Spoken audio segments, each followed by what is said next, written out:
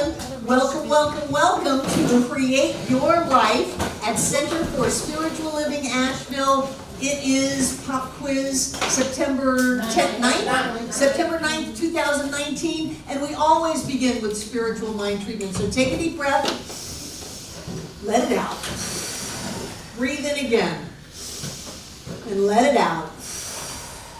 And please continue breathing as we know that there is one power and one presence in the entire universe and beyond. It is light and love and vibration and creation. It is this energy that is all, in all, as all. And whatever it is, everything is a part of it.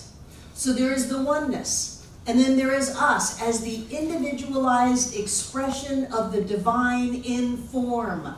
We are spiritual beings living in a spiritual universe governed by spiritual law.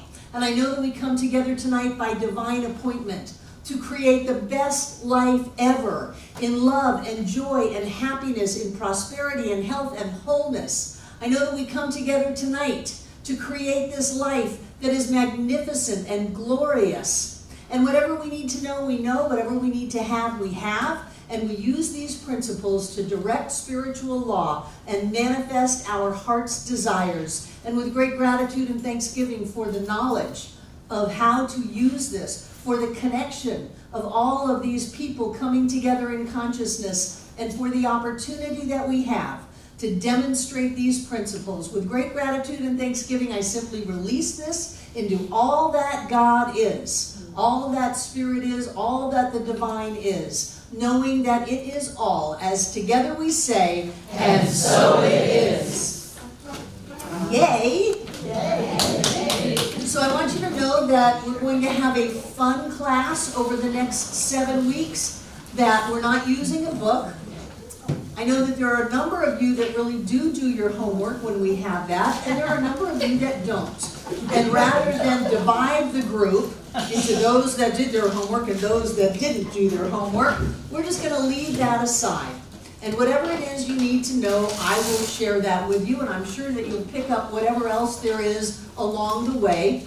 We're going to look at how do we create our life, and then we're going to create it. And we're going to do it in process, we're going to do it in fun, and we're going to look at different aspects.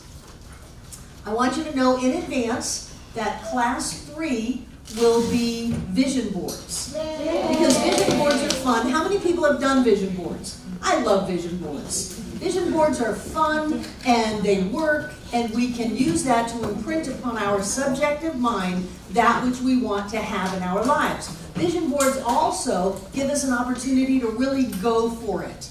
So between now and 2 weeks from tonight, you have an opportunity to either collect up a bunch of magazines or go online and print out the pictures that you really want instead of looking for something in a magazine. Does anybody have a sailboat? Does anybody have a private jet? Does anybody have a private massage therapist? No, just go ahead and find those pictures, print them out, and bring them with you, but print out extras. If you see something and you're not sure that you really want that, maybe you're picking up on somebody else in the class that really wants that. So print out extras, bring extras, and it's going to be mayhem. It's going to be a lot of fun. Just in advance, and I'll remind you of this next week, you're going to need a board. It's not a wooden board, although some people have used plywood, but I find them very heavy. It's usually a piece of cardboard or a piece of poster board. You're going to need some glue. Glue sticks are easy, scissors are easy, and whatever else you might want. If you may want some backing, like Breezy puts backing on the boards before she puts pictures on it, depending on how artistic you are, bring whatever you want and bring a bunch of extras so that when someone walks into class for the first time in 2 weeks and they go, "Whoa, I didn't know we were doing vision boards," someone says, "I got a board for you, I got a bunch of pictures, here's some glue," and we can all just have fun together.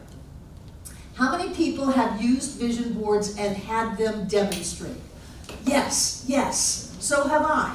I'm going to do a vision board of the stream bank and of the driveway, the new double driveway, and put that up in my office where I can see it. So it's going to be a lot of fun. Just remind people no glue. No glitter. We have a ban on glitter in the entire center because it ends up on the chairs in the sanctuary and it never comes off. So there's a glitter ban. And it's toxic for the environment. So there you go. So we're going to have fun with that. Tonight we're going to start off talking about our beliefs, and we're just going to go from there. It occurs to me that in our desire to be strict metaphysicians, that we have something that we're focusing on and we don't want it to demonstrate, and so the teaching is just to turn away from that, not to look at it, not to think about it, not to say it. Don't you dare picture a pink elephant in a tutu. Don't do it. Don't think about that pink elephant in a tutu. No, take the tutu off. Now it's a naked elephant.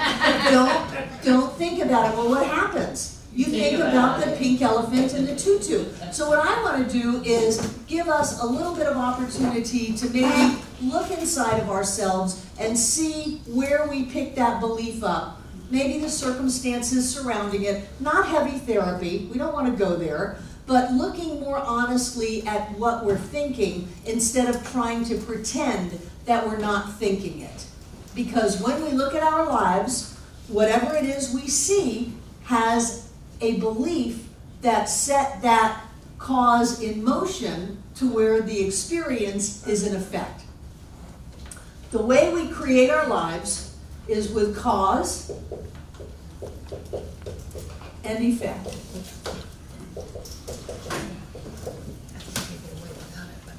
Everything on the outside is an effect. Everything on the inside is cause. We are cause to our lives. You are masters of your life. Your life is a direct reflection of something going on inside of you. And when you have that inside of you for any length of time at all, you cannot help but have it manifest on the outside. So sometimes that's a really good thing.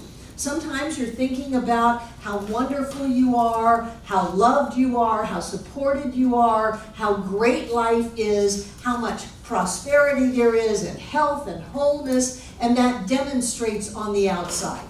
You did that. You did that. It was a little over a year ago that I was diagnosed with chronic kidney disease stage 3, level 3. And it took me 6 months to completely reverse that. And not only did I use diet and supplements, but I used my head. I worked on my head. I worked on my kidneys. I talked to my kidneys. I talked to my body. I had that manifestation. And I don't just say, well, that was a fluke. I own it. I did that. If I didn't do that, then I am not in control of my life. And I guarantee you, you are in control of your life. Nobody else is in control of your life, no matter what happened to you, no matter what circumstances you find yourself in. You are the only one in control of your life. And everything is possible. There are no limits in life.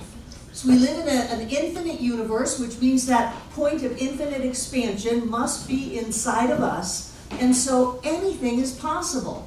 All we have to do is be able to wrap our heads around it to the point where it manifests. Hence, beliefs. Because we can talk about affirmations, and we can talk about listening to the words that we say. We can talk about thinking about what we think about, and then thinking a second thought if we don't like the first thought. But what's underneath all of that?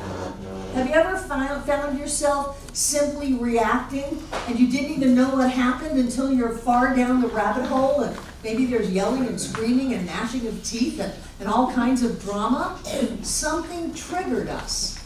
And so when I look at this idea of beliefs, I look around and say, what is going on in my life?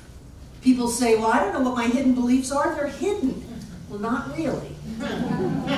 They may be hidden in that they're subjectified. They're in what some people would call our unconscious mind, but I don't believe that there's anything unconscious about us. We are pure consciousness. But there are levels of consciousness, and so there's our conscious mind, and then there's our subconscious or subjective mind, and we may have a belief down in that sub-level that we are just not consciously aware of.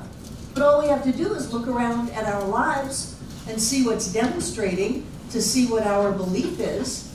You know, if we always have too much month left at the end of our money, we have a belief in some kind of lack and limitation. If we have some kind of a physical experience, then we have a belief in that. If we have a belief that our genetic predisposition will manifest as a certain disease or experience, then that's a belief. I have a belief that my genetic predisposition manifests as old age. My mother was 93 when she passed, so I'll take that one.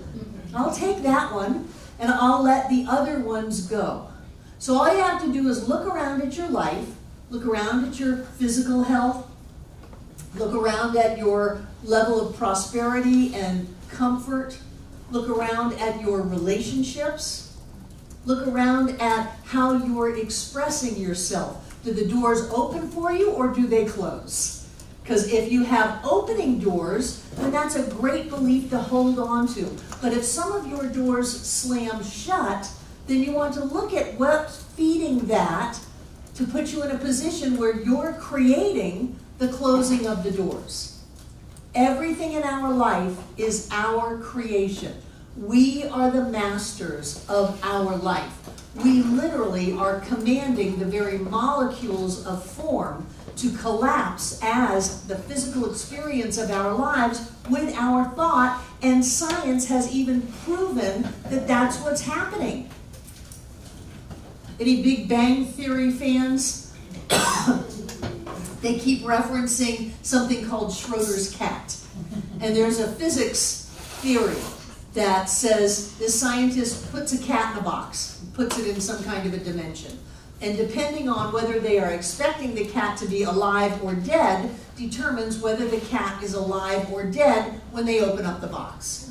And that's standard physics, standard quantum physics. There are numerous tests that were done back when I was originally in college, which was back in the late 70s, where you would have pluses and minuses. It's a random number generator.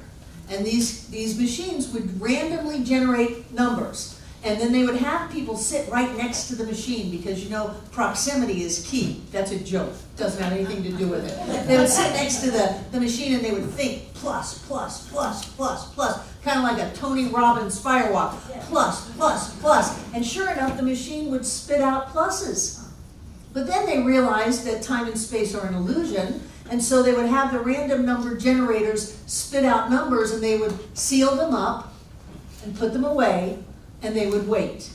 And then they would bring someone in to just think pluses or minuses, either way. Now this is going back in time. Just take a moment here. If I could turn back time, you can. This is going back in time to change what happened before. And so they would think pluses or they would think minuses, and then they would open up the numbers that were spit out by the machine months ago, and it would match what the intention was. That's been proven over and over and over again. It's such a common idea that they just call it Schrodinger's cat now. Sherry? Yes, that is the same thing as Neville Goddard's pruning shears of revision. Neville Goddard's pruning shears of revision. Thank you. Thank you. He was. We'll use that today. Oh, good. Was that the Neville Goddard quote from yesterday, from John's amazing talk yesterday? Yes. If you didn't hear John's talk yesterday, for or against, listen to it. It was wonderful, just wonderful. So we are, through our thoughts, able to change not only the future, but get this, we can change the past. There is nothing outside of our control. We are not at effect of anything. We are always at cause. And when we stand in that place of cause, we can create anything we want in our life. We can create it through our thoughts, through our words, through our actions. But what I have found is that we also need to step back a little bit and look at the beliefs that feed those thoughts, those words, and those actions. And we don't do a lot of that. I used to do a lot more of that when I had women's groups and when John had men's groups, and we had a lot of time to really kind of poke through our past and ourselves and see what makes us tick. But I think the time would be very well spent tonight to look at that before we move into changing what we're thinking, to get a bit of a sense as to why we're thinking it. And everybody's got their story. I've been doing this for 40 years. I've heard pretty much every story there is, just with a different face on it or a different time stamp on it. Everybody's had the same experience, and it's what do we do with that? Do we allow that experience to define us, at which time we are at effect of the experience, or do we change what it is we are thinking or acting on in that experience to create a new us? We can all spin it whatever way we want. And having lived the childhood that I lived, I could look at those times of what would be classic neglect and say, oh, the poor child, she was thrown out into the world, left on her own, there was no food, there was no protection, there was no support.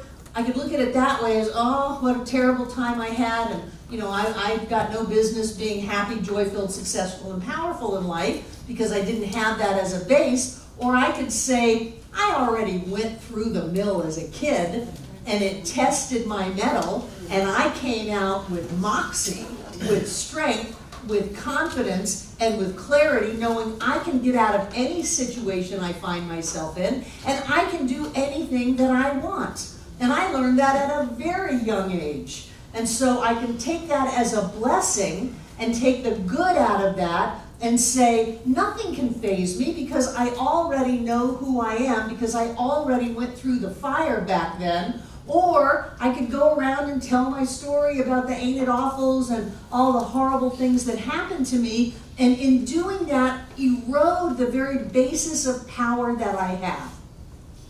But that didn't just happen. I had to tell a lot of people about a lot of the things that happened to me to get there. I think there's something about feeling heard, something about being acknowledged that, yeah, shit happens.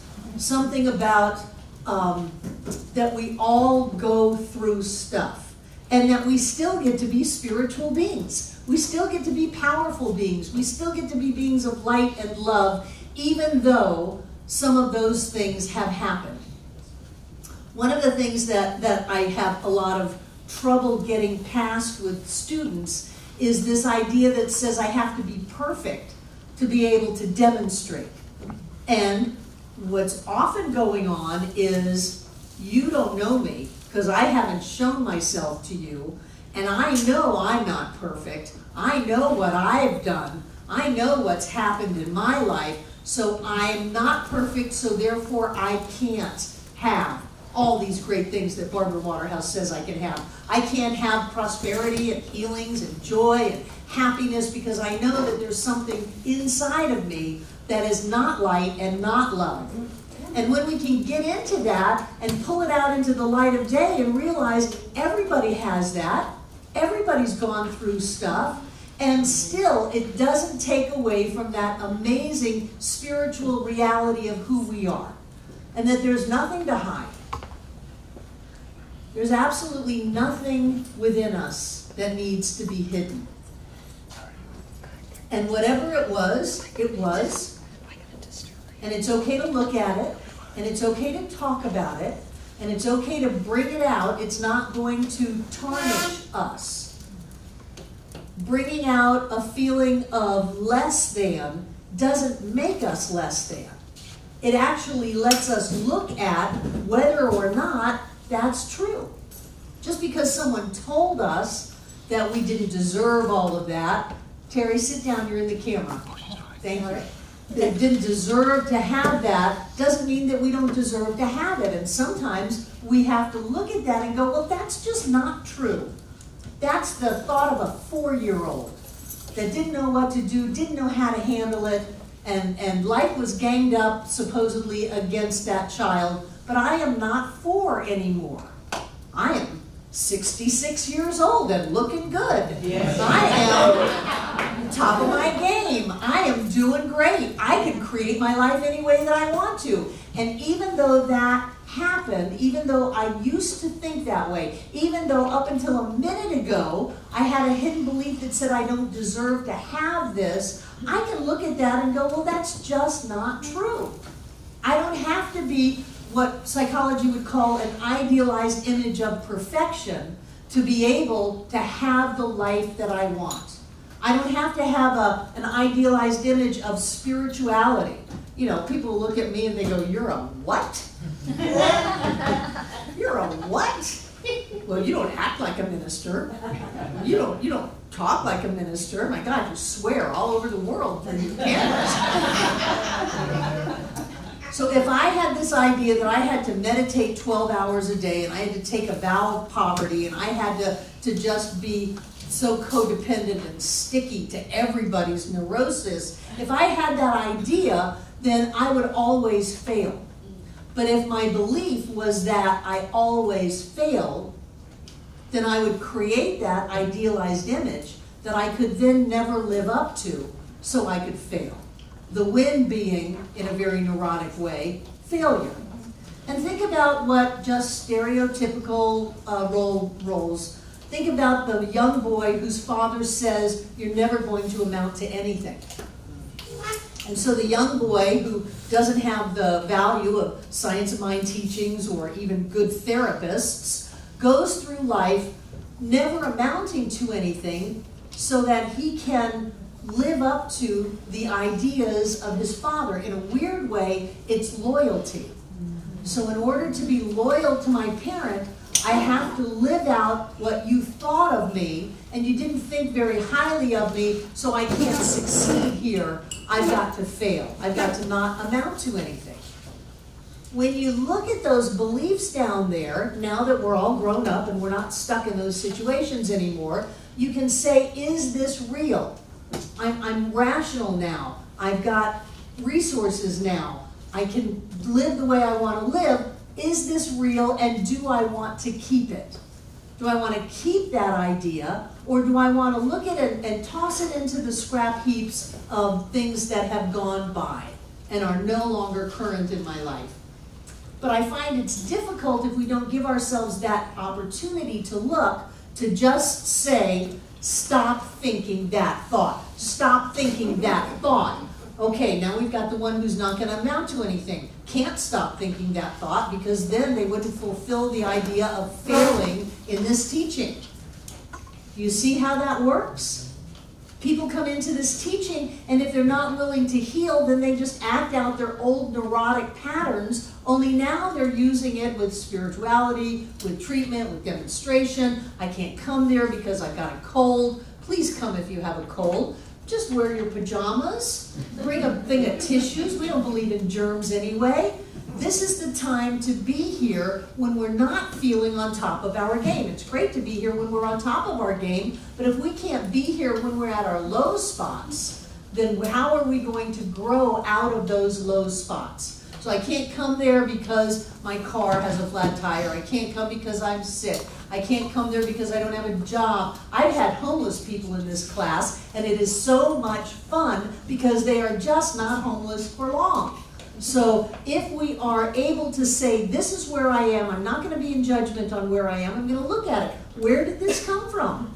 Well, my parents were always terrified of being homeless. So now, out of my love for them, and this is important, out of my love for them, I will demonstrate homelessness. I'll take that. We don't have to do that. The question then, in the light of day, is, well, is this a good idea? Is this really a good idea? Is this really a way of showing love? To make myself small, to hold myself back, to keep myself down?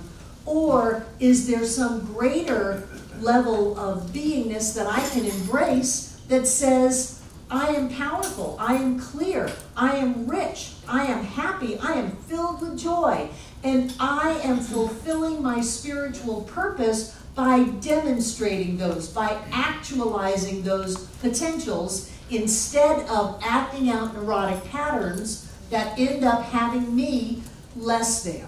Does that make sense? Yes. Good, let's do it.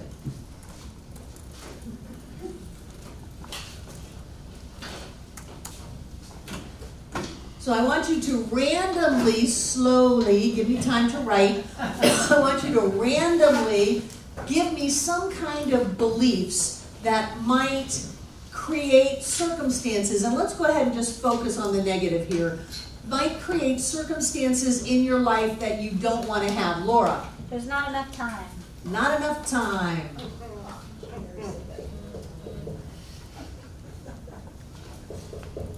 Time. What else? Money doesn't grow on trees. Money doesn't grow on trees unless you're an apple farmer, and then it does.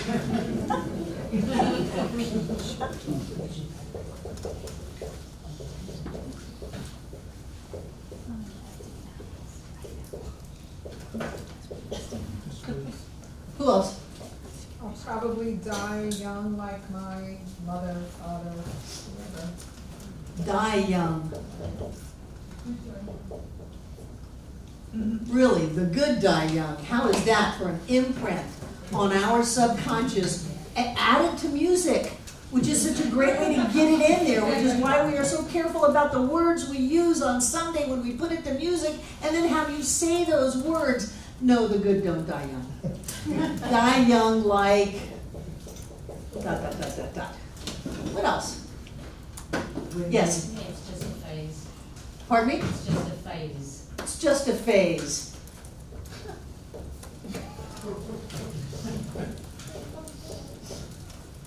Don't you have to work hard? Dakota. Win-lose mentality. Oh, yeah. Everything is you either win or you lose. And which one do you do? Is it L-O-O? L-O-S. That's loose. Yes. Win. You're winning if you're loose. Exactly right. Okay, let's stop for a minute and just look at this. Not enough time, not enough money, not enough energy, not enough opportunity, not enough education, not enough support. Where do you think that might have come from? A sense of lack. A sense of lack, but who said that? My mom. Dee, where did you get that from? My mother. And what did she say? There's never enough money. So, yeah, there's never enough money. There's never enough money. Never enough, never enough, never enough. And how do you act that out in your life?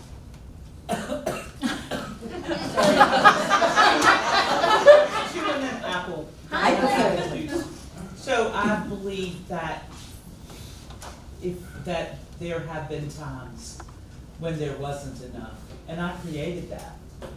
Not Yes. because of my spending, just because I created it. There have been times in life when there wasn't enough money. Oh, right. And if you were to look back on this today, did you have enough money to begin with? Absolutely. You had enough money, and yet somehow, you took the enough and you turned it into not enough because there was an idea back there that said there's not enough, there's not enough, there's not enough. And that came from your mother probably using it as a mantra when you were growing up, that there's not enough, there's not enough, there's not enough. And so as you have moved into there being more than enough, do you have feelings about that? Oh, absolutely. I'm so powerful, I can create that. Create what? Create that money. That you can create that money, that you are so powerful. And is there any disconnect between you and your mother when you're in your power? Oh, yes, a lot of disconnect. Right, so this is where it gets interesting. That psychologically, these bonds with our parents are so strong. And even if we think we hate our parents, even if we, which is a whole nother thing, you don't want to do that. Even if you think that you're not your parents, God, Nancy Friday wrote a great book called Our Mothers Ourselves. Even if you think that that has not affected you and you are acting that out, it is in you. And it is up to us to be able to pull it out and look at it and say, really, do I have to take this wonderful opportunity and turn it into somehow with all of my power. At the end, there's not enough money. How did I do that? There was enough money. There's plenty of money. And I turned it into not enough money. And what I like to do in that moment is to say, look at how powerful I am. That I can live in an abundant universe and somehow hold back the flow of universal goodness and prosperity and expansion. I, little old me, can do that and create a point of form that goes against the nature of all life, where I end up not having enough. And so when I start stroking myself for that, wow, Barbara, wow, Dee, you did amazing work with that. Look at how much you've done. Then you can flip that into having more than enough. But once you learn that this is my mother inside of my head, sometimes I ask people, whose voice is that? And they go, oh, it's a surprise. Well, it's my mother's voice, my father's voice, my third grade teacher's voice, my aunt's voice. It's the priest's voice, whatever it is. Whose voice is that talking to you so many decades later? Then you can bring it out into the light of day and say, I don't need to do this anymore. I can use my power in a much more uplifting, creative, and supportive way for me. And you release all of this power, because when you're busy creating the same old thing over and over and over again, you're like a hamster on a wheel. You're using up a lot of energy. You're just not getting anywhere. And so to be able to stop that, stop the insanity, let's pull it out and look at it and see whether or not there's any merit to it, or whether it's completely fabricated, whether it's just a lie, then we can shift it. So who has not enough money? Who has not enough time? Who has not enough education? Who has not enough opportunity? These are things to look at. Well, I do that if everything was structured in such a way that I didn't have to act out this not enough thing. Which means if I win the lottery, then I'll do it. If somebody comes and gives it to me on a silver platter, then I'll do it. And you know, those never happen. You can't win the lottery if winning the lottery is going to take you out of your creation of hidden beliefs that you haven't healed yet. That's why when people win the lottery, they lose the money. In 5 years, they're worse off than they ever were because they never changed the belief. But more often than that is you just won't win it. It's not going to happen. You won't let it in. The way you're going to win the lottery is to go around and go, there's money in the air. There's money everywhere. I am so full of money. Money is so great. I am a winner. I am a winner. I am a winner. That's how you win the lottery, and there are people who have done that. They jump up and down in their living room. They have their tickets, and they scream that they won, they won, they won, and they do that every week for a year, and then boom, they win.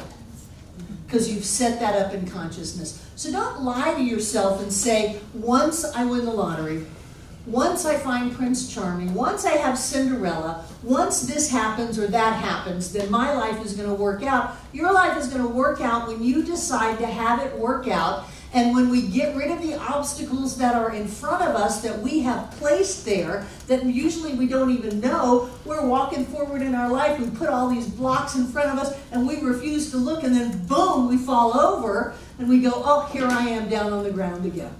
We did that. And so when we look at what we're doing, and we go to put another block down there, and we go, wait a minute, this is an obstacle. This is something that's going to trip me. I am sabotaging myself by continuing to do the same thing inside of me and not stopping to question it or look at it. And then we start looking at it, really, is there not enough time? What's up with time anyway? It's an illusion. There is no time. There is the eternal now moment. And so we always have the now moment. We can never not have the now moment, whether we're in this physical form or not. There's always the now. We always have an eternal amount of time right here and right now. So you can't say that anymore. And where did I get that anyway? I got that from a harried parent that was working 3 jobs and that was trying to put food on the table, and out of their love for us, they did the very best that they could, and that's where I picked that up. Out of my love back to that person, I have chosen to keep myself down to try to reinforce that their belief was the right belief. Now, do you think that harried parent working 3 jobs wants their kids to be miserable? They work 3 jobs so the kids could have a better life. And so our love to our parents or the people whose shoulders we stand upon should be that we are lifting our creations up even higher. I love it when my students outdistance me. Go for it. Just go past me. I'm thrilled. Manifest more. Manifest greater joy, happiness. Create a whole freaking community of green people out there. You did that, Mary Love. Manifest more. Change the world. Go for it. That tells me that you have honored what I've given you. So while we're looking at these hidden beliefs, we've got to look at what is our motivation for keeping them, and is that really who we want to be? Does it really fulfill our desire for love, for loyalty? Many people have loyalty as a high value. It's so often difficult for people to exceed their parents' living standards. There's studies that have been done. Not so much the money, because the cost of living increases all the time, but to have a bigger house, to have a newer car, to take vacations if your parents didn't take vacations. And the reason that it's difficult for people to do that is loyalty. So am I really being loyal to those that I love by holding myself back? Or would I be more loyal to what they had in their hearts for me to rise up and really go for life? My experience of parents and teachers and people who love and nurture children is that they really want them to succeed. It's very few that want the child to be miserable. And then you're just dealing with some real sickos. But most people want the next incoming group to do better, to be happier, to be more joy-filled, to create a better world to live in, to go for it.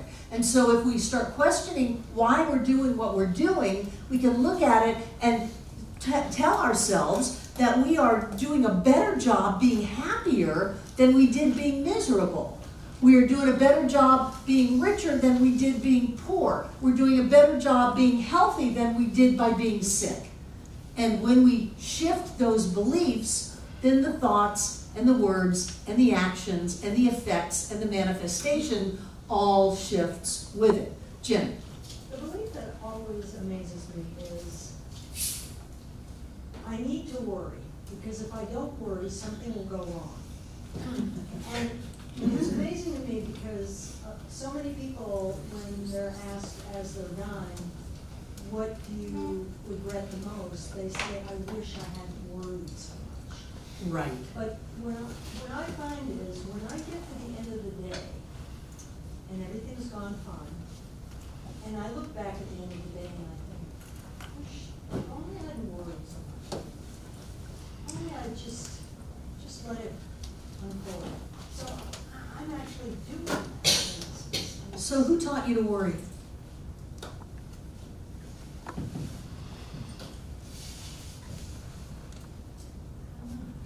Yes, you do. Who taught you to worry?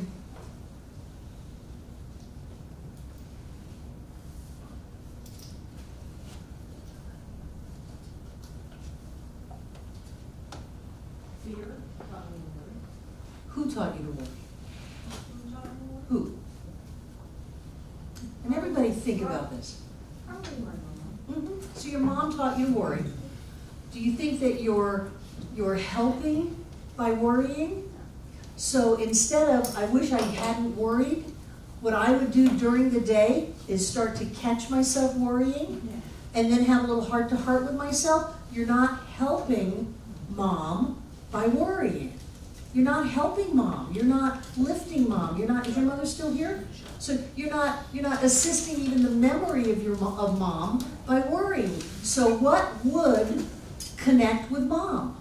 What would assist in that memory of mom right now? Love, joy, passion. Love, joy, passion. So then your job is to have the mental discipline to move yourself into love and joy and passion right now. And so what it would be is, I love life. What else?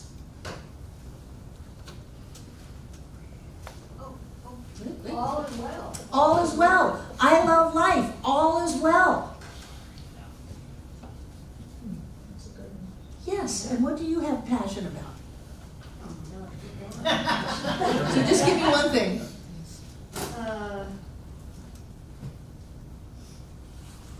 life, inspiration, helping. Give it to me in a sentence. I love life. All is well. You need one for passion. That was your third one. Helping others to have passion for life. I love helping others to have passion for life. So worry. How's it going to go? What's it going to go? Oh my God, I'm just so worried. Wait. What's going on here? I'm worrying. Oh, right. Barbara told me I had to think about what I'm thinking about and pay attention to what I'm giving attention to. I'm worrying. I'm noticing it. So I'm worrying, thinking that somehow that is loving my mother, that I'm connecting with my mother in doing that, and instead I'm going to turn this belief around, bring it out into the light of day and say, I am not helping my mother by worrying. She's not even here anymore. I'm not helping my connection with her by worrying. Really, I love life. All is well. I love inspiring others to have their passion. I love that. That's who I am. That's me.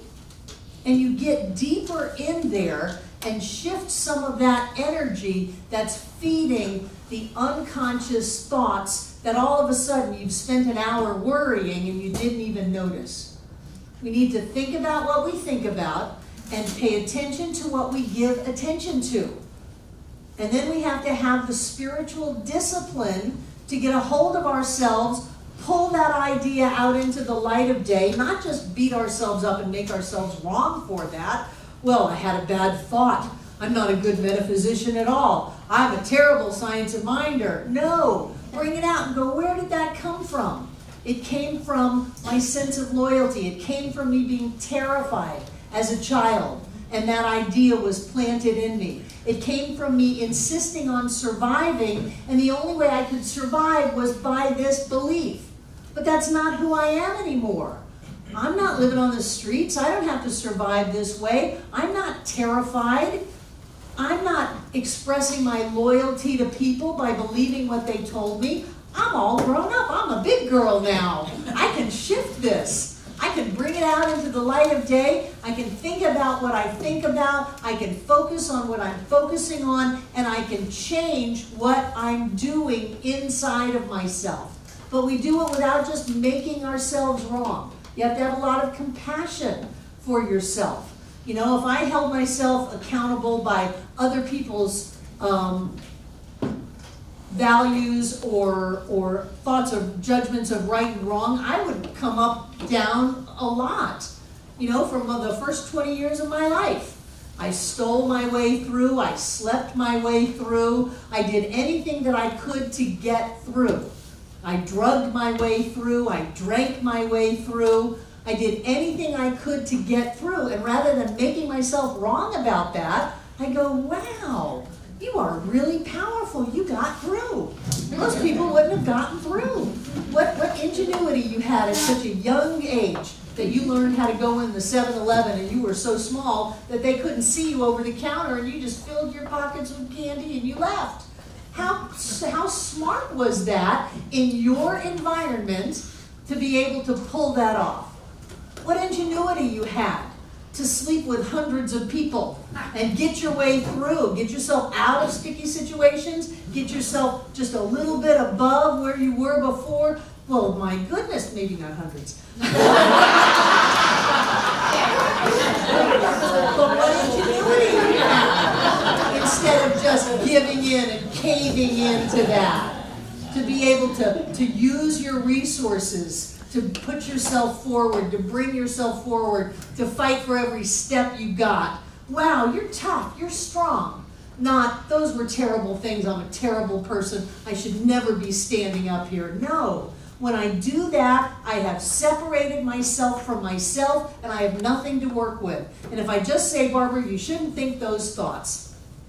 I remember when we built this building and we ran out of money so many times and I had so many sleepless nights, and rather than saying, you're a religious science minister, you're not supposed to have sleepless nights, you're supposed to know that all is well and money just shows up at the perfect and right time, exactly the way that it's supposed to, and that this is a divine idea in the mind of God, its time has come, and it cannot help but show up. I didn't do that.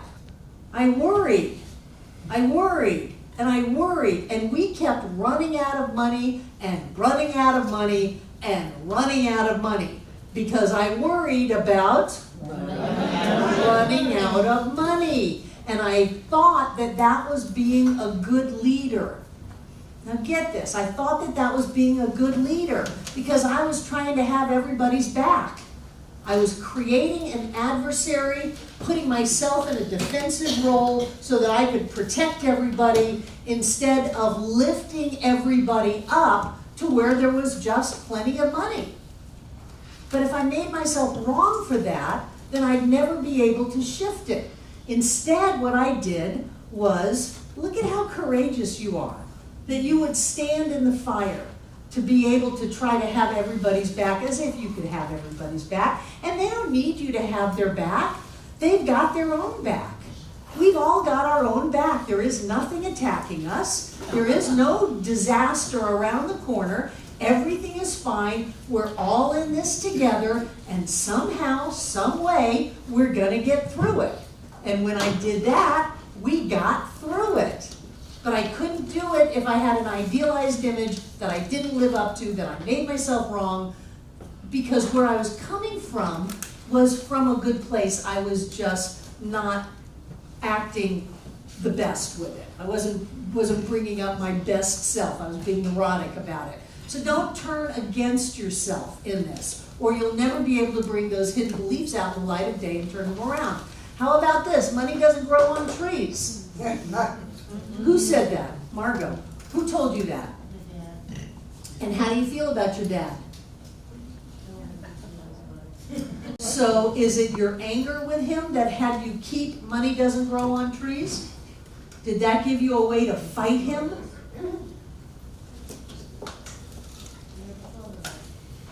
I'm good at what I do. So in order to stay angry and fighting with your dad, then you held on to the idea that money doesn't grow on trees so that you could be mad at him. Now, psychologically, people only want to continue the fight in the hopes that it will have a different result. Children want to act out the same situation over and over and over again, and we bring that into adulthood, in the hopes that it'll have a different ending. And the different ending that you would want to have, rather than being angry at your dad and having a dad that you didn't like, would be what? That he would have valued me as a girl. That you would have a dad that valued you as a girl. Yeah. I wore boy clothes for a year in my tween years, trying somehow to turn into a boy. Because boys had dad's approval. Boys in my house had mom's approval too. Girls had nothing. So what you're trying to do is, in a twisted way, is have the dad that loves you. And so every time you act out, there's not enough money, or money doesn't grow on trees, and you get at your dad, you're really just trying to have that connection in the hopes that dad will change. And say, Margot, I'm so glad you're a girl. You bring that feminine power into the world, and I love that about you. So since that's never going to happen, the only one who's going to give that to you is who? So it's important to give it to you. And it's important to realize that fighting with your dad doesn't help. And so maybe you could even take the spiritual high road to love your dad just the way he is. And maybe even tell him You didn't see the value in me being a girl, but I want you to know I kick ass. I kick ass as a girl. I am great. I have been in the military. I have been all over the world. I am amazing. I have all these friends. I'm an amazing person. And you couldn't see it, but I'm not going to let that keep me from loving you.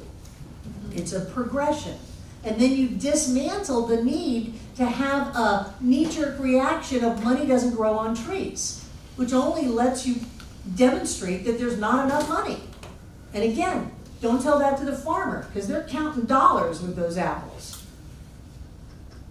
Does that make sense? Yes. You can't turn against yourself. It won't help. How about, I'm going to die young like... My mother, she walked around good part of the time saying, I will die young like my mother, and she did. And so did almost everybody else in her family, except her twin sister, who died at 90, because she had an attitude, gotta pull me out of here. Same genetic Twin.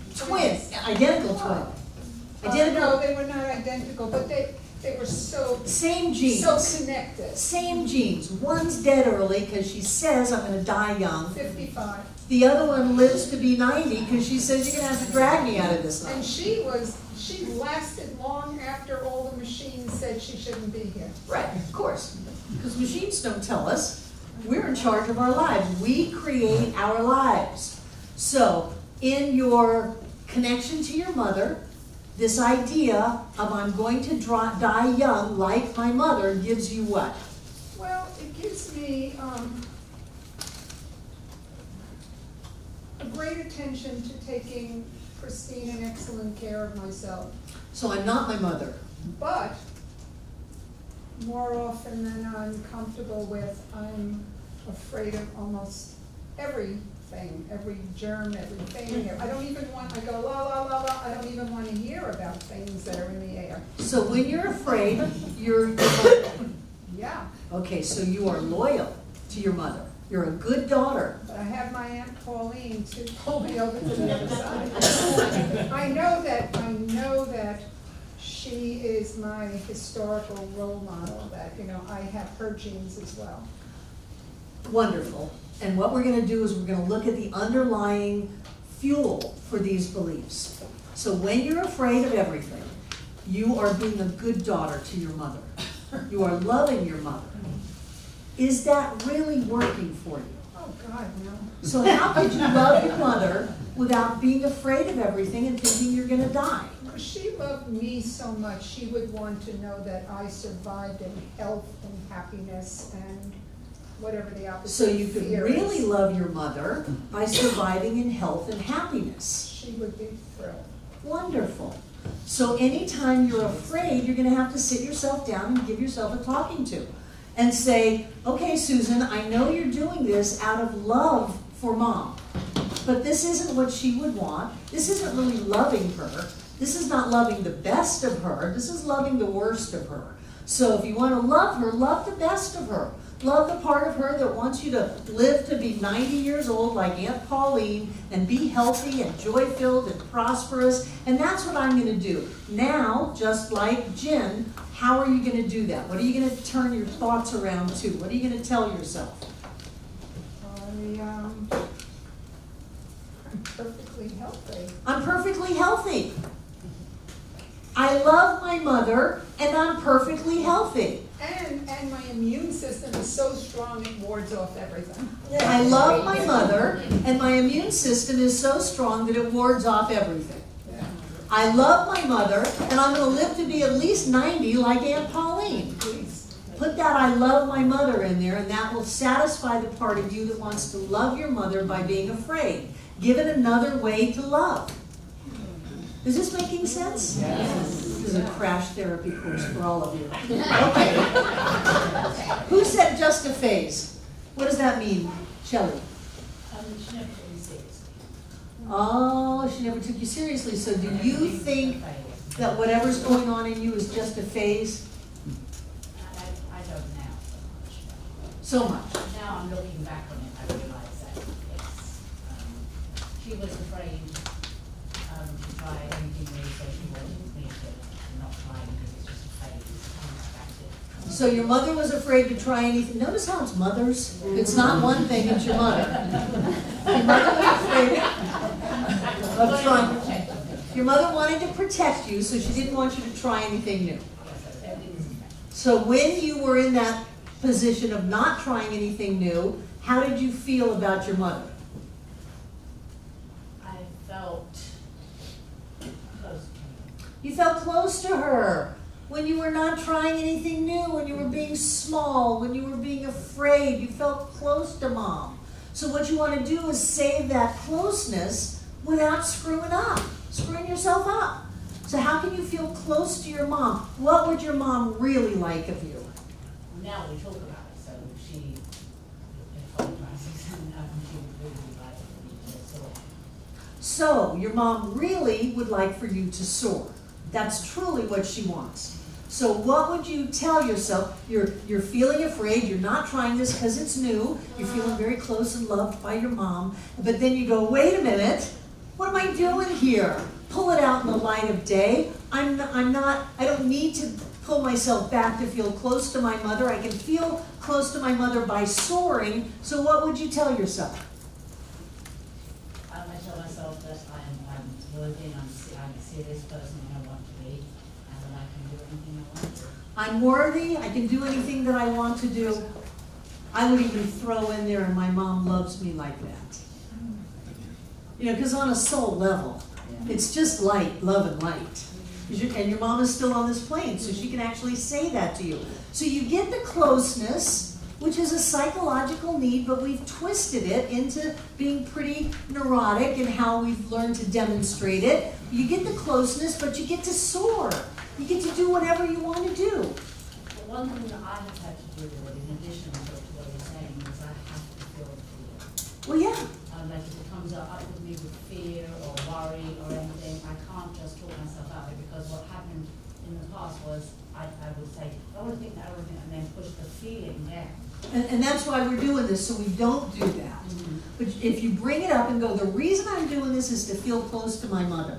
Well, I just talked to my mother yesterday, and she said, I wish you'd do some new things. I wish you'd do better than I did. I wish you'd soar a little bit, so I can feel close to her by doing that. And once you move yourself through that, you're not shoving it down, you're pulling it out and saying, this is why I'm doing what I'm doing, but it's not really the way that I want to do it now. I want to shift it. So how would I shift it? I'm powerful. I can do whatever I want. I'm serious if I want to be. I am magnificent. And then you're feeling that feeling. Good. And one last thing before we break. We're either winning or losing. Is that you, Dakota? What's up with that?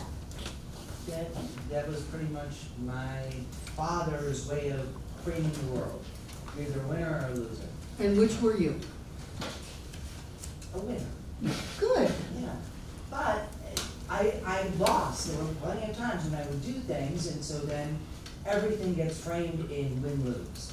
And I mean, failure are these great opportunities to learn as well.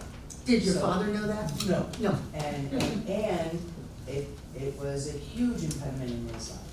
And I was able to work through that. He's dead, so I'm free. And it's right. He's dead, I'm free. Because I've been able to work through that for myself and be able to frame that in my relationship with him. So it's been wonderful. And my attitude around that is just so different, because I've come to realize that, I mean, when someone else wins and I'm in their wake, I don't care if it's a baseball game. That's my door. That's my door. It's all my door to experience that. And I know that whoever's beside me, when I win, I am their door. And that actually is the way it works. So you've worked through this all before now. Yeah. Yay. Yay. Yay. It is a big one. And it was only like the last year that I really got it. Good. That's because you're a practitioner. I was going to say that's what Okay, we're going to take a break, and thank you very much. Rolling. Wonderful, wonderful, wonderful.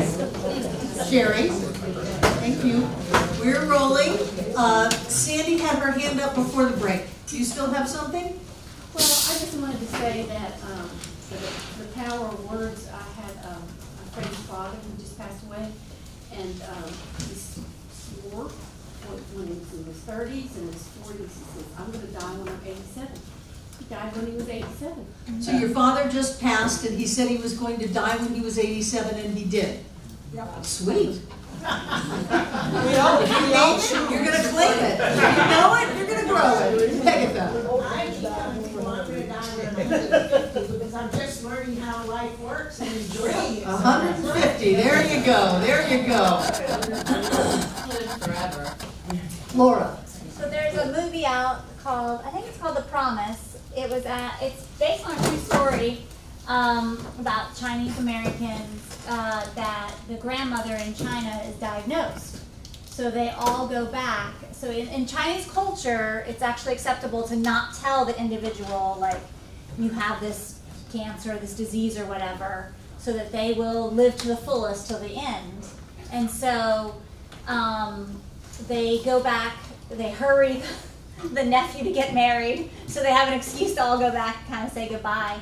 And so the movie is really about the conflict, like she's American, but she's also Chinese, so she's like, you know, but it's really, and it's all about thought process. Like, you know, if you knew, you would know that you have that disease in you and more likely to succumb and get sick. And so I'll spoil the ending is that, like, so they all did have the wedding and said goodbye to her, and then at the very end it's like, and 6 years later she's still alive and still going strong. They didn't tell her. Right, and the doctors had said she only has months, you know. Right, right. So. So, what I want us to do is, I want everyone to have a piece of paper. So those of you who don't have paper, ask someone close to you to give you a piece of paper.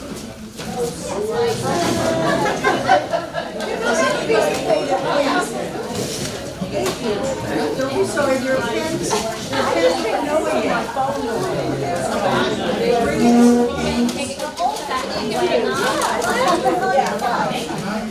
So everyone has a piece of paper and a pen.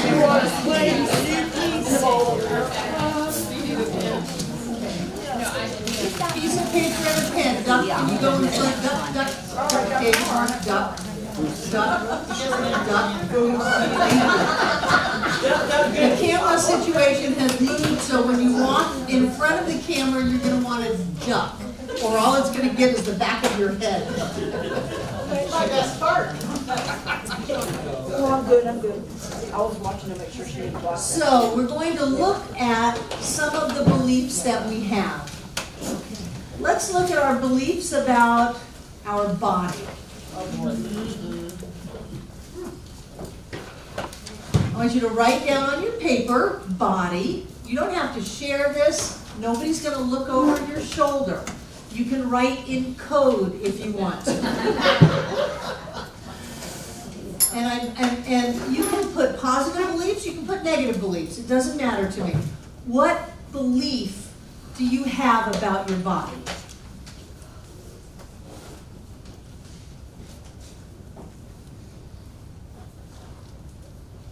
Where do you write On your paper. Under belief. So the body, under where it says body? I'm just trying to understand. You're writing on your paper body. Yes. And then write your belief. On your paper? Under belief. Dash beside the body and then. So it's within that same column, that's what I was trying to Yeah, I was confused. So what's your belief about your body?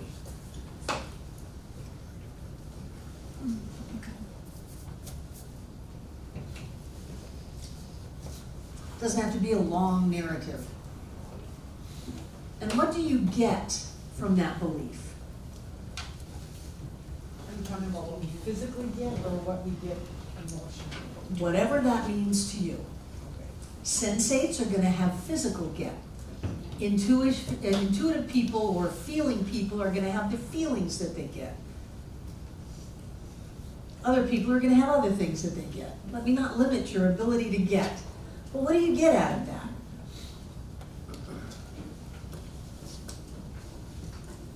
I've seen people use their bodies as an excuse that I can't.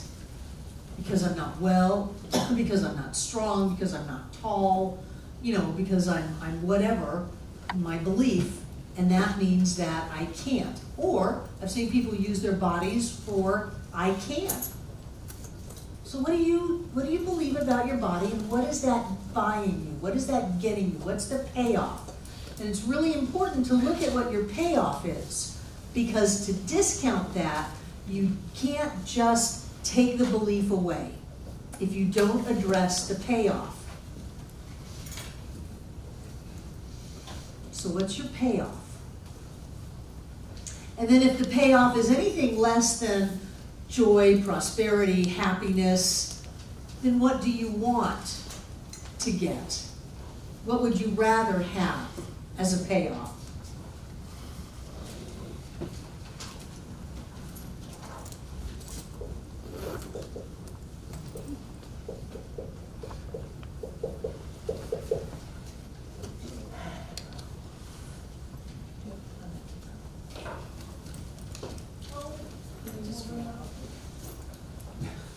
And then you're going to want to look at what your new belief would be to give you what you really want.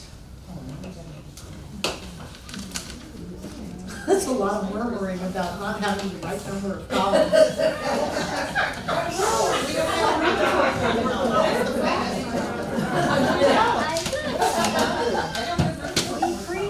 Not enough columns. We live in an abundant universe with more than enough columns. You don't have to write in columns. So what do you believe about your body? And what does that give you?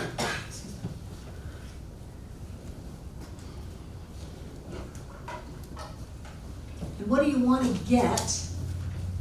And how can you come up with a belief that would give you that?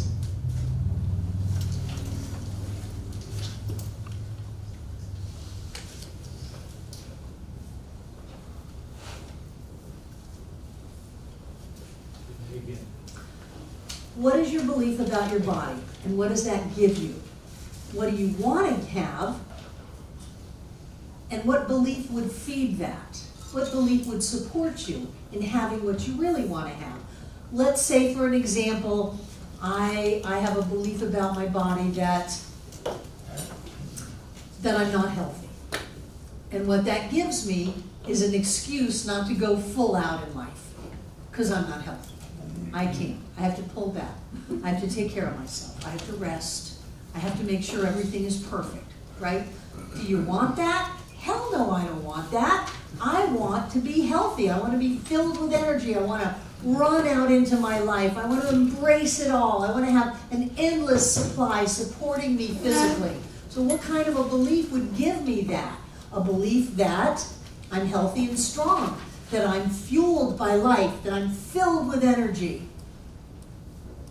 Is that a good example? Yeah. Okay.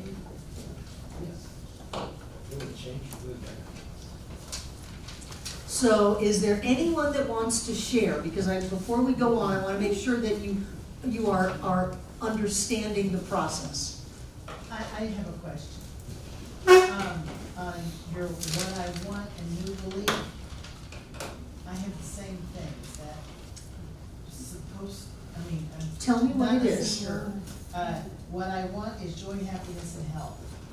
Great. So what belief will give you joy, happiness, and health? Oh, I have to change. Yeah, oh, I have to change.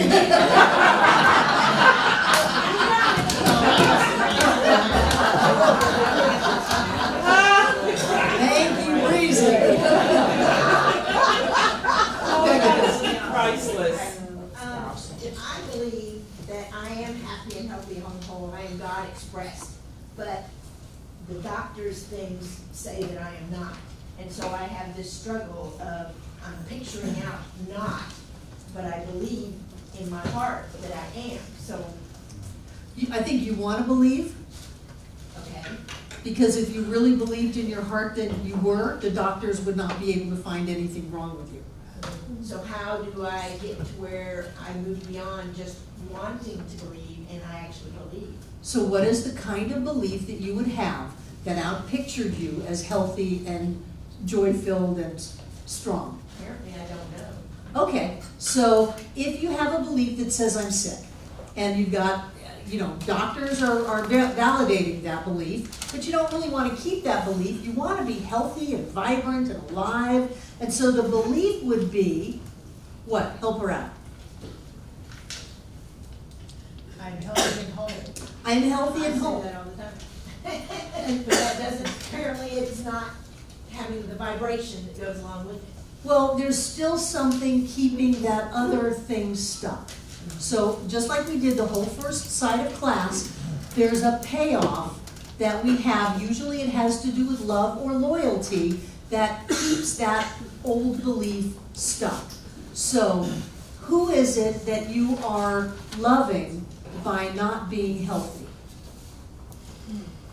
Who are you validating? Who are you making right? Who are you being loyal to?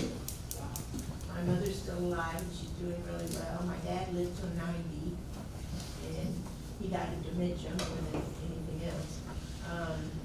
So I don't know. So if you were healthy, how would your life be different? I would be strong, I would be vibrant, I would have prosperity and abundance. Great, and is it connected? It doesn't have to be your parents, but is it connected to either one of your parents that healthy, strong, vibrant, and prosperous would either bring you closer or bring you farther away from them? I recognized recently that I do have this thing to where because I have had no money, so I have no health insurance and things, that therefore I can't be prosperous and things, so you have to be healthy in order to be prosperous. So by not being prosperous, what is your payoff to not being prosperous? Not being healthy. You're satisfying some kind of a need inside of you by setting the stage, very, very complex, to not be prosperous. Who are you living up to their expectations to not prosper? Who are you reinforcing to not prosper? Who are you saying you're right? I'm not prosperous. Who told you you were not prosperous? Or you couldn't be, or you shouldn't be? My stepfather was one who told me that I wasn't good enough, that I'd never amount to anything. There we go, there we go. So in your wanting to love your stepfather, and this is so important, don't turn yourself against yourself. We do everything out of wanting to be in alignment with love.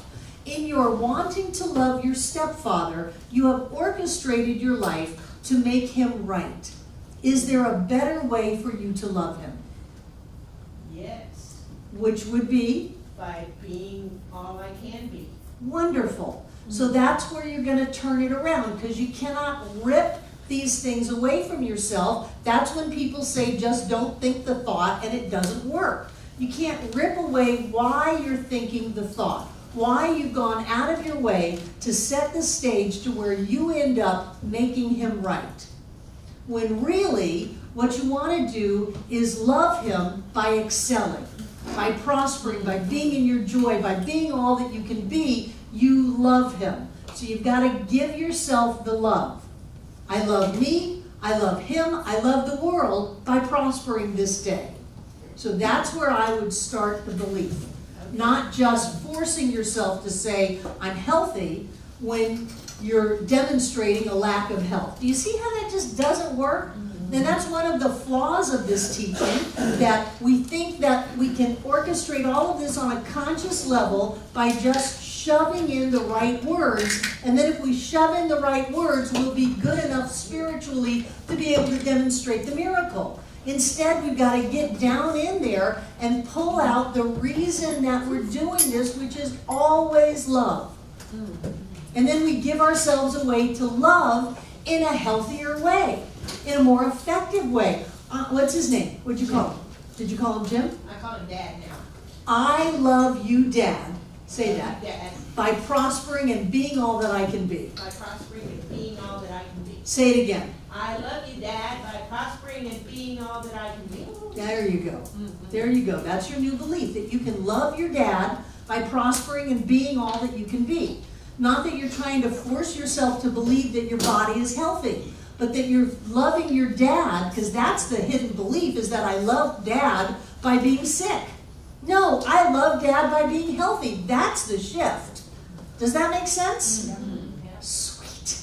Yeah. So how about belief about money?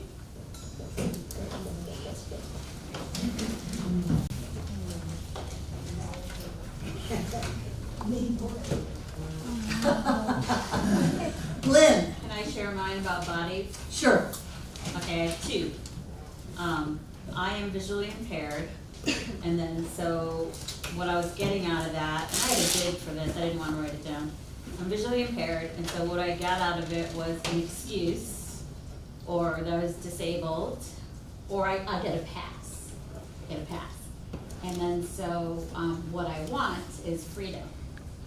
And so I am free. So that was the first one. And then the easy one, that's the one I didn't want to do, but the easy one was I am Goddess 1689 has been my mantra forever. So that's about my body, how I think of myself. I am Goddess 1689, and what it gives me is superhuman abilities. Lynn, you're alive. You have superhuman abilities. Yeah, you did it. Yeah. So I keep that one. Yes. I am Goddess 1689, and still, so the I am Goddess 1689 overrides everything. So Good. that is my daily, everyday Good. mantra. What is the Good. 1,689? It has to do with Bobby Bracho's number or whatever, the number that repeats in the pattern. So we're writing about our belief about money. And then what you get from that belief. And it could be great, and you want to keep it. Or it could be not so great. And if it's not so great, what you want, and then what belief supports that.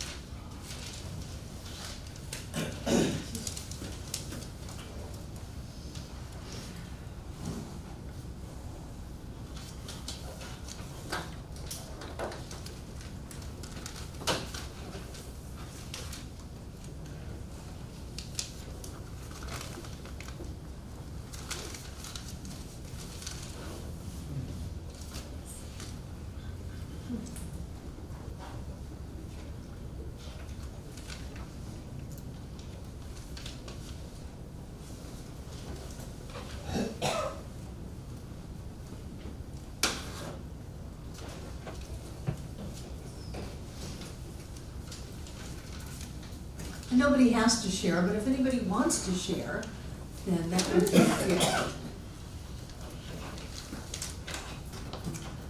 Judy Lee. This one is actually my dad's voice that says, "Rich bitch." That people with money are unkind and selfish. People with money are unkind and selfish. Yes. So what do you get out of that? I get to be sanctimonious and poor. Yes, yes. So now that you've brought it out into the light of day, and you understand that this is a way that you have loved your dad by fulfilling that you are not a rich bitch, you are a sweet poor person. that that's the way you're loving your dad, can you love your dad differently and get a different result? What do you want? If you don't want to be poor and sweet, sanctimonious and poor, then what do you want? I want to be benevolent, kind, and phenomenally generous. And, Love my dad. and, what's the opposite of poor? Oh, and wealthy. Yeah, you neglected all of that. You were generous and kind, but you neglected the money part. So understand you have a mental block. So you want to be wealthy and generous and kind. So what is the belief that keys into your dad? Can I love my father and be wealthy and generous and kind at the same time? Yes. Thanks for the prompt. It has to go back to that in spirit. He was an incredibly unkind human because to love the spirit that was part of him, to love the spark that lived in him. And you know, some people teach us how to be by teaching us how not to be. Yeah. So I'm so grateful that my father taught me how to be wealthy and generous and kind. Yeah. And I am Yes. wealthy, generous, and kind. Because if you try to rip the love to your dad out of this process, it'll stop you. And that's when people, they have mental blocks, they can't get past it, it doesn't work, all of that. Tiana. So I keep coming back to, like, I don't have in every single situation like someone to reference it to, but it's like a younger version of me that I have to validate, like that I was right in thinking that. In thinking what? Just well, I can remember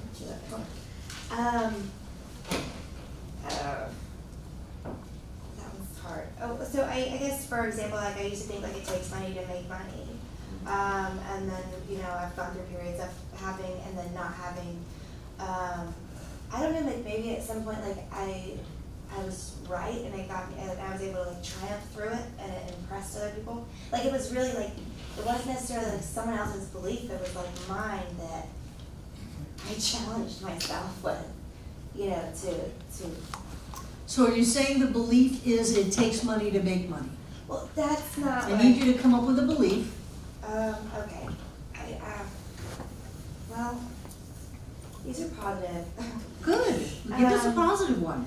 Okay, okay, well, I guess with money I have the negative is like, I'm not blank enough to have freedom from lack, and that's, you know, confident, lucky, I mean, I could put a lot of things in there. And I keep coming back to like, it's like true to my original belief. Okay, but let's stay with this. I'm not blank enough to be free from lack. Yeah. So I'm not smart enough, evolved enough, educated enough, whatever, fill in the blank, to have, instead of freedom from lack, let's not do the double negative, to have abundance or money or prosperity. Now what does that give you? If you don't have enough, what does that buy you in life? You know what, I honestly it's just came to me, like it's almost like I'm hanging on to like Bill in some way in this, like. So this is your love of Bill. Yeah. How can you prosper when he died? I don't know. That's your question to yourself. Yeah. You're showing your love for him Yeah. by staying wounded by his passing. Yeah. And you're not the only one in the room. Yeah. So if you were to prosper and be successful, do you think Bill would like that? Yeah. Yeah. Absolutely. So if you can see that this is really about love, Mm-hmm. and don't make yourself wrong that, oh, gee, Tiana, you think that you're not good enough to be okay. No, this is you trying to hold on to Bill. Yeah. This is you trying to love him. So if you can still hold on to him and love him by prospering and succeeding, then you can demonstrate that prosperity and success so easily because it's fueled by love. So the belief would be, yes, I'm asking you.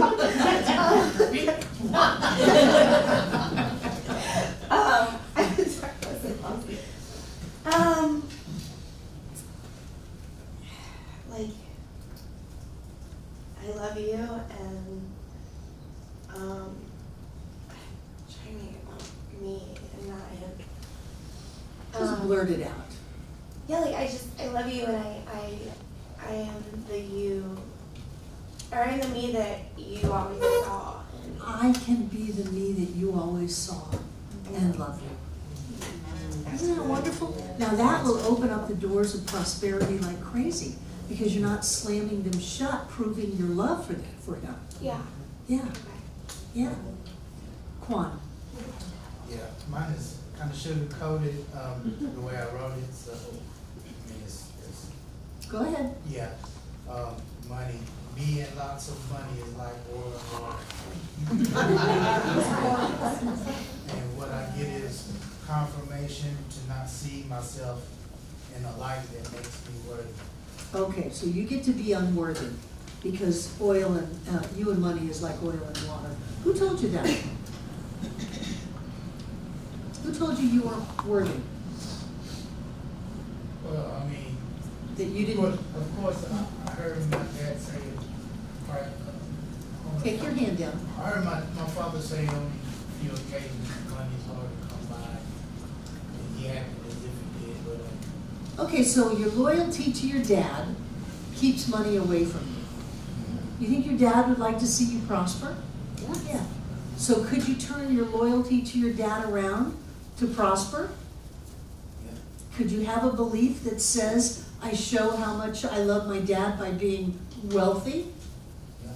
That money comes to me easily and quickly from many different ways in ever increasing amounts? Good, good. Okay, we're gonna do one more. Love. Hitting on the high points here. What is your belief about love? You can translate that into any kind of love you want.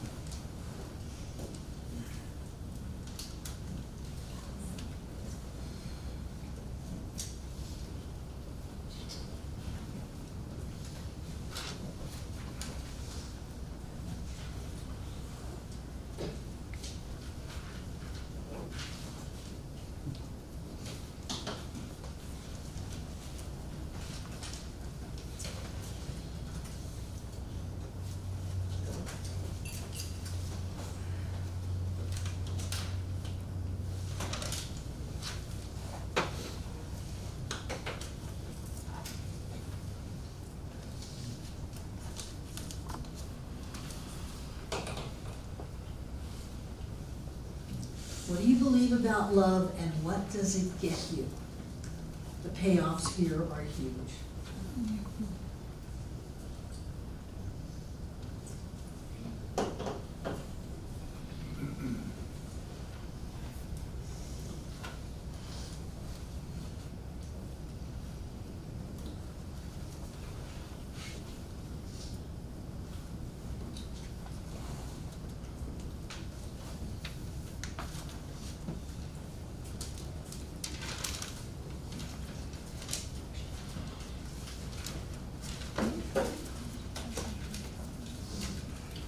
Then what do you want to get?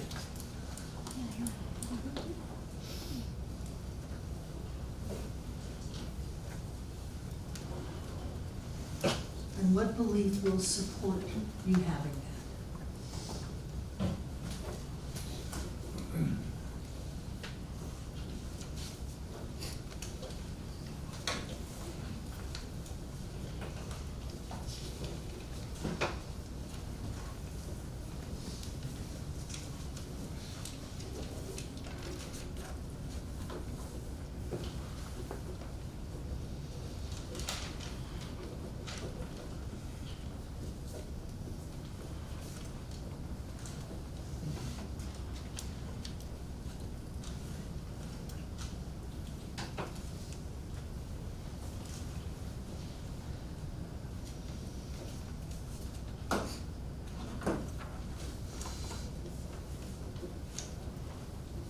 And if anyone wants to share, you're welcome to. I'll share on this one. Mary Love. Yeah, so I've spent years on this one, and to the absolute core, I believe that this thing that we call God is love. And that that's the basis of everything. And what I get out of that is that's the center of peace and connection and knowing that I'm a part of something bigger and that we all are. And my mantra is I'm part of something bigger. And whatever God is love, and that's the core of everything, that's the center of everything. And your mantra, and it takes you to something greater. And your mantra is, I am a part of something bigger. Yeah, very nice. How long did it take you to get there? So I changed my last name to Love 25 years ago. So, Nice. 25 years. A blink in eternity. yeah. Vivian. Mine is in reference to partnership, and it's I will never experience it. You'll never experience love. Yeah, I'll never have. What does that buy you? Control. Okay. So you get to stay miserable and in control, Yeah. or alone and in So control. that's what I have, alone in control. So what would you like? Somebody, support and camaraderie and happiness. Great, so you'd like to be not alone, because you'd like support, camaraderie, and happiness. If you believe that being in control has to be had by being alone, then your flip of that is to have support, camaraderie, and happiness means that you're out of control. And so let's look at control. Okay. What do you think that control gives you? I know everything that's gonna happen. And if you know everything that's going to happen, what? I can handle it. I can handle it. Yeah. Okay. I can get through it on my own. We'll stay away from the real belief, which is that you're safe. So let's go back to I can handle it. So if I can handle life, I have to be alone. Do you think it's possible for you to handle it and have camaraderie and happiness, whatever that other one was? Support? Yes. So what would your new belief be?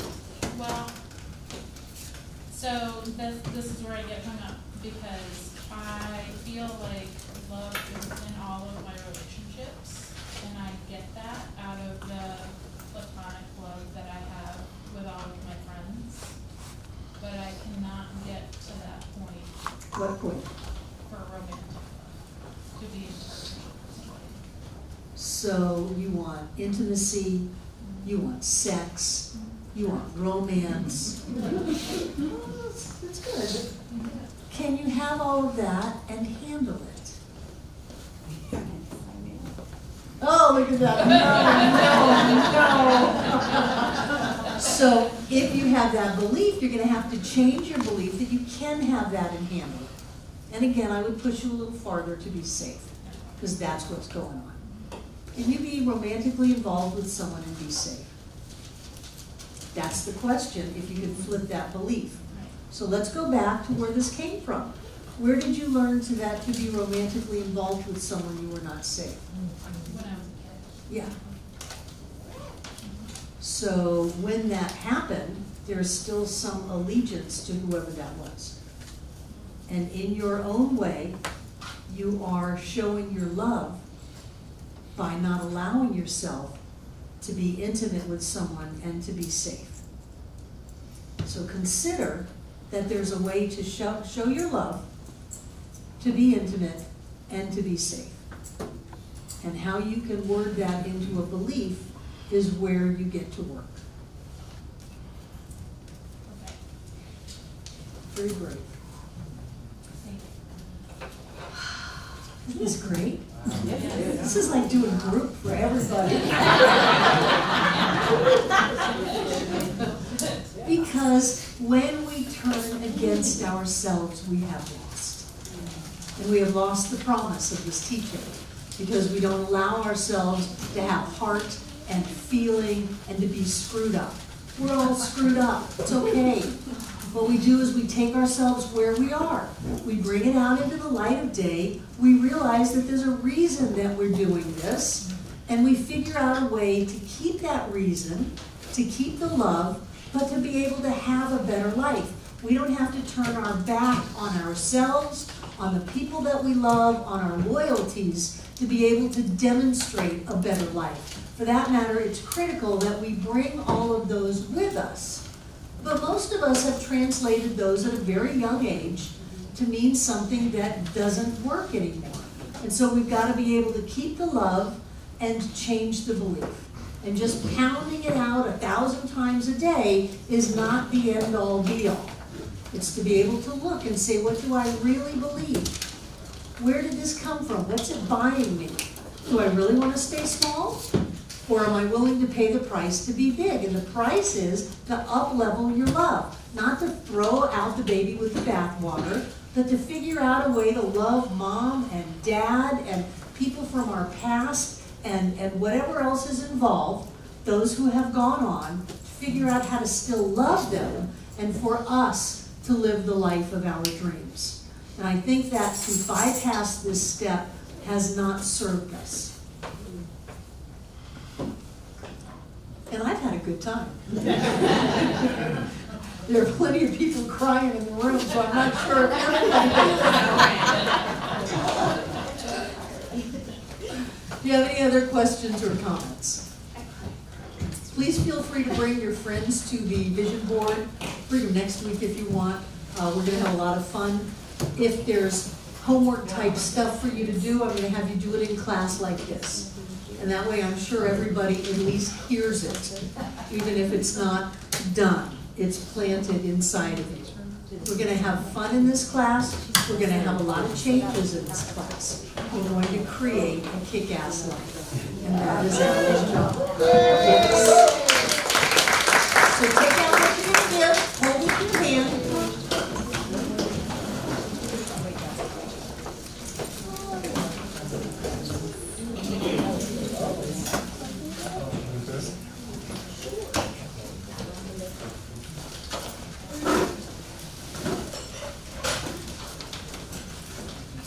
And what I know is that God is the source of all supply and money is God in action.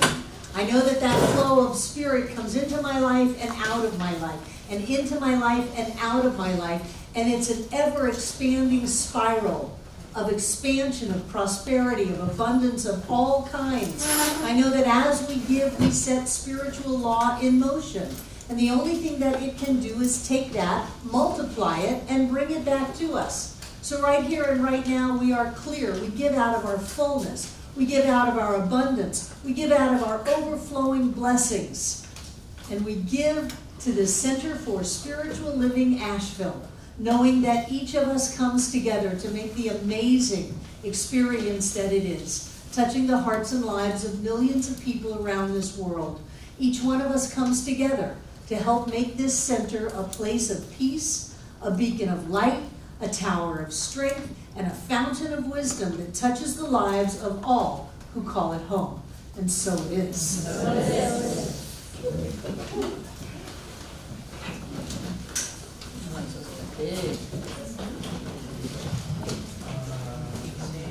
Yes, it is. Stay in the energy, just feel it expand. Feel it expand.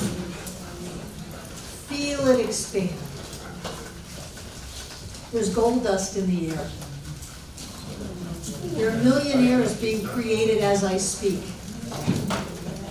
Things are showing up in our lives that open the door, that make our way clear, that lift us and lift us and lift us. We are not as weak as our weakest link. We are as strong as the strongest one among us. We are as prosperous as the most prosperous one here, and then we go out from there. The entire universe delights in manifesting as our thoughts, as our feelings, as our words, as our beliefs. And we expand those thoughts, feelings, words, and beliefs into greater levels of living, into more and more blessings, more joy, more prosperity, more health, more love, more wholeness, more happiness. That is our divine birthright, and I accept it for each of us, right here and right now. I know that everything in these baskets is blessed, because anytime we give, that which we are goes with our gift. It is like golden light pouring forth from each of us, filling up this room from the floor to the ceiling and all between the walls. This air is rich and blessed with God as us. And I know that as Spirit moves in our lives right here and right now, we are touched, we are blessed, and we are healed. And I know that that energy cannot stay in the room no matter how fantastic the people. It's got to go out and circle this world and continue to bless, to touch, and to heal every being on this planet. Always here, always now, touching every one of us here tonight, everyone who has ever been here, and everyone yet to come.